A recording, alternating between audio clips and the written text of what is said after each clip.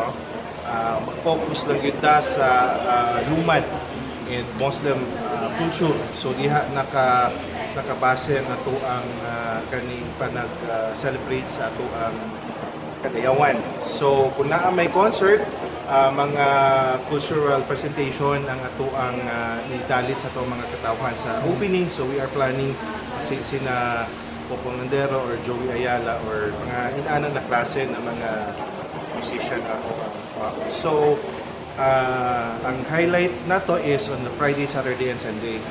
So muna ang highlight. And the Department of Tourism, si Secretary Wanda told me kanina na they will be here and ilang doon si Miss Universe Pia horseback on 19.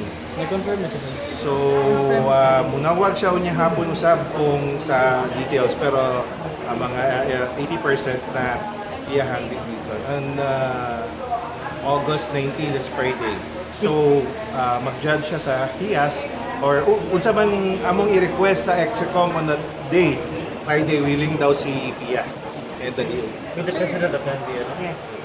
We will know as soon as possible kay so far sila na mo niya to president. We don't know kung sa opening or sa indak-indak or sa pamula. Are you expecting a lamb of people?